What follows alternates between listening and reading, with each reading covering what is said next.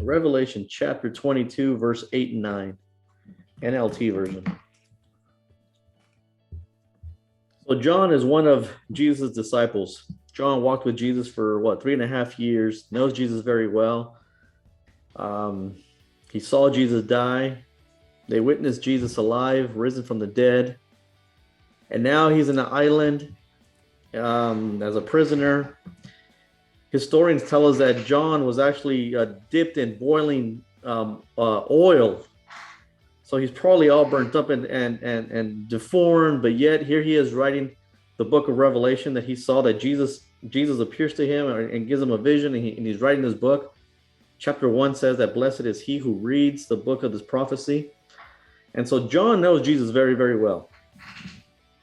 In chapter 1, he sees Jesus and he's terrified of what he sees. He sees Jesus with flaming eyes and bronze feet. His hair is white as wool. He falls down to his feet, shaking as he was dead.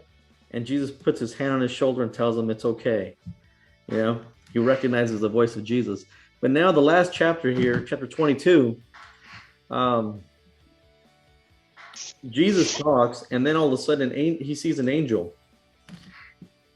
And so verse 8, it says, I, John, am the one who heard and saw all these things. And when I heard and saw them, I fell down to worship at the feet of the angel who showed them to me. But he said, no, don't worship me. I am a servant of God, just like you and your brothers, the prophets, as well as all who obey what is written in this book. Worship only God. So what's the message here? The message here is for us not to worship man, not to worship angels.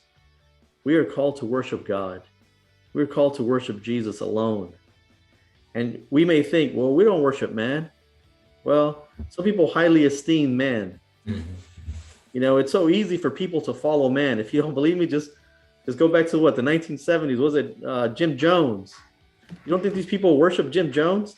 They did everything the man commanded. He was like their God. In fact, they even committed suicide for him. And I know that that's to an extreme, but we can get so caught up into following a certain man that we do exactly what he wants us to do. We may not be bowing down to our knees for him, but we basically worship everything he says. We worship the ground he walks on.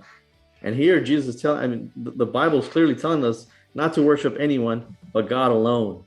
And so here John, who's John, messes up by falling down to the feet of an angel. So if it's possible for John, who knows God and knows Jesus very well, for him to fall down to an angel, dude, what makes you think you and I won't be doing that if we saw an angel and think, oh, this must be Jesus? So we have to know that no, we're not called to bow down to anyone but Jesus alone. Yeah. Now, you see that in the book of Daniel too. They want these guys to bow down before the King Nebuchadnezzar, and they won't do it. You know, so here the Bible teaches that you and I should only bow down to God, to worship God alone, not worship man. Can we respect man? Absolutely, but don't worship man. You know, and you see this in other religions where, you know, especially like you have the Jehovah's Witnesses, you have the Mormons. These guys, both these religions, both of them, they both saw an angel, and an angel told them about a New Testament. And they wrote this New Testament, and now new religion came out of it. Well, if they knew this, they probably wouldn't be worshiping this stuff. You know? And then you have someone like the Pope, for example. They kissed this guy's ring. He sits down and people kiss his ring like if he's God. Godfather. Yeah, they call him father when the Bible tells you not to call him father. You see, so we act like no one would do this. People do it. They do it ignorantly or not, but you know, as Christians, we know that we're not supposed to worship any man, any angel.